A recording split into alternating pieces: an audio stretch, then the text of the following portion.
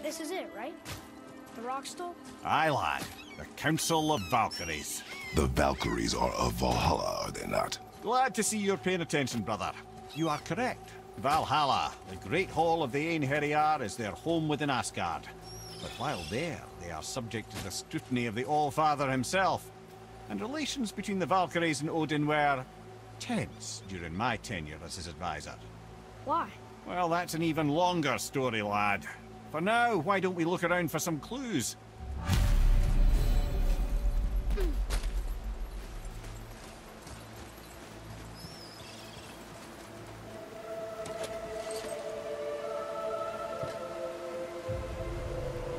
Whoa, you're back. I'm here. Who is she? Gunnar, Mistress of War. After any conflict, big or small, she would be first on the scene, sussing out the worthy spirits for a free trip to Valhalla. A gruesome task, but she took great pride in it. Any conflict. Impossible. It's true. She had help from her sisters, of course, but Gunnar was always first to arrive. Her judgment of the fallen was unparalleled, and an invaluable resource to Odin. She was one of his favorites.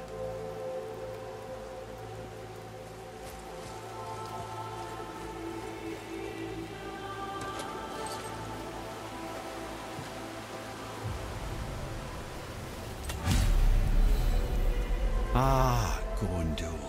Beautiful Gondul. And? Huh? That's it? Beautiful Gondul? No story or anything? Oh, sorry, lad. The sight of Gondul always took my breath away. Gondul had a silver tongue, a sharp wit, and struck a figure so stunning it literally drove men insane. Odin forbid her from setting foot in Midgard after a time, as insanity is not a welcome trait in Valhalla.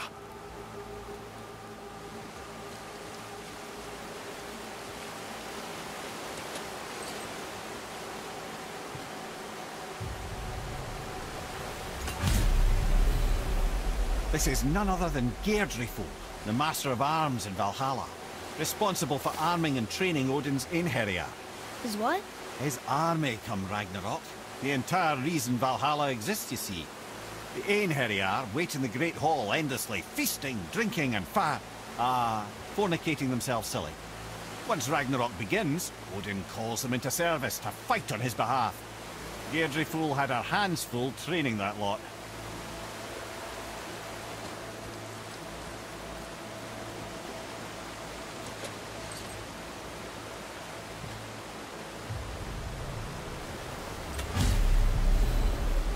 This, my friends, is Kara. Now, Valkyries are volatile by nature, but Kara, the lass is wild storm personified. A wild storm. Aye, calm and collected. Then the air would shift and the fury of her storm would unleash. It was beautiful in a way, assuming you could find proper shelter. Her tears would cleanse the blood-soaked battlefields.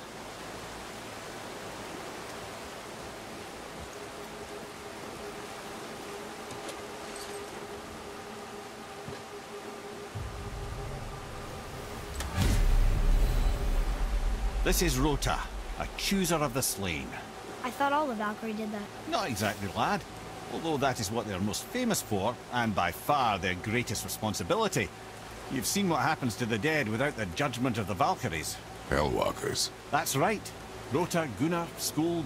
Without them to clean up the aftermath of battle, hell overflows with souls meant for Valhalla. A sorry state of affairs.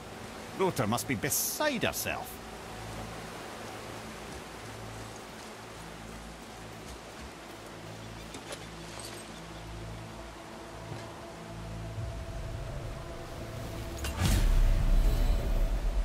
Ah, here we have Air, the healer. A Valkyrie healer? Strange. Air was strange, as a matter of fact. Very quiet, very calm. Where her sisters were violent rapids, Air was a gentle stream. She healed the wounds of both mortals and gods, and even a certain all-knowing sage who once drank too much and fell off a mountain. Not my proudest moment.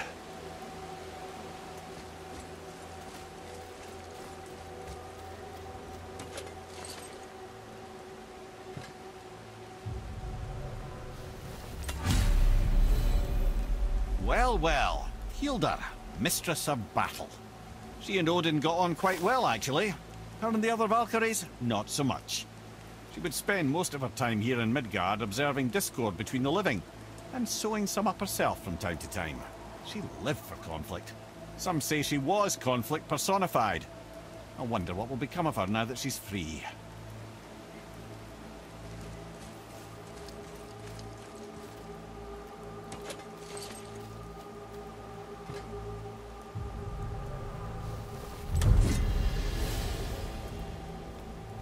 Sigrun, once the daughter of a powerful chieftain.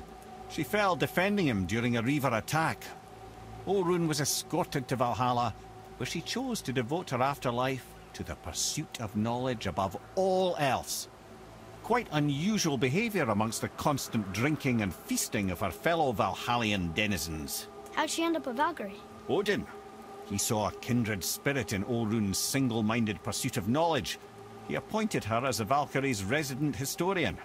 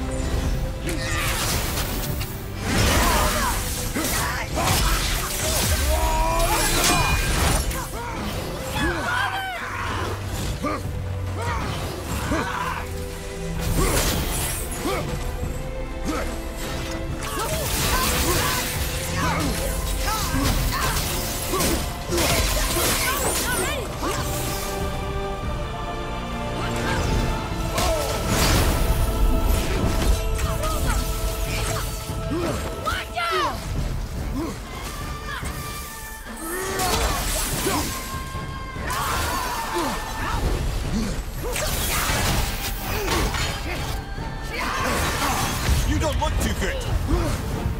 Where did he go now?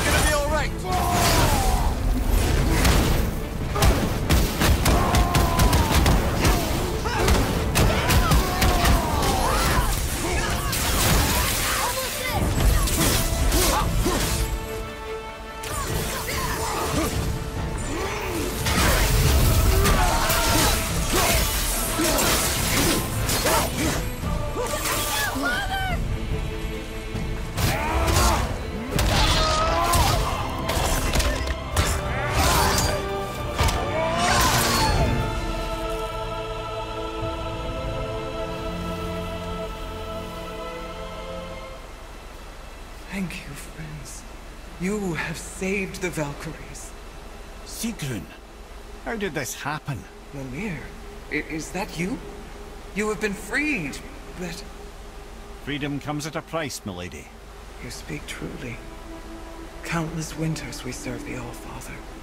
But only through his union to the Queen did we ever taste some measure of freedom. But aren't you the queen? There has only been one Queen of the Valkyries, the goddess Freya. When Odin severed her wings, I served in her absence, but it wasn't enough for the All-Father. He used an archaic piece of magic, corrupting my sisters. I tried to contain the damage by imprisoning them in places where they could cause no harm, but soon I lost myself as well. Sigrun, I'm sorry for being so worthless. I could have done something, or tried at the very least. What will you do now? I must reunite with my sisters. Together we can restore balance to the realms. You have the eternal blessings of the Valkyries.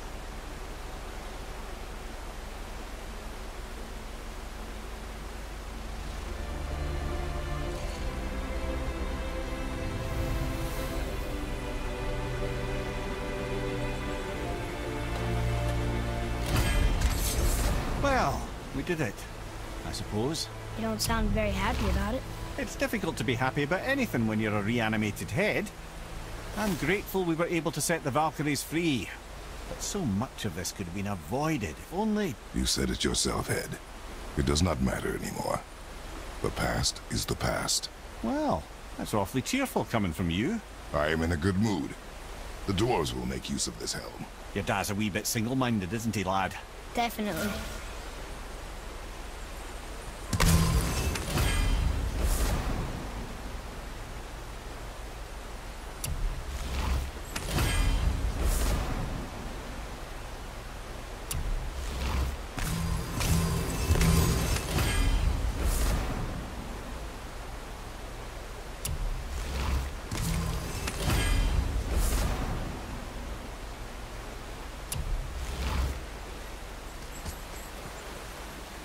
Wait, so Freya is the Valkyrie Queen? She never told us. You never told us. Explain yourself, Head. Or are you bewitched again? Not at all. Freya was Queen of the Valkyries at one point. Part of her marriage dowry included overseeing the Valkyries themselves. As a powerful Vanir goddess, they revered her. I never knew how much until now.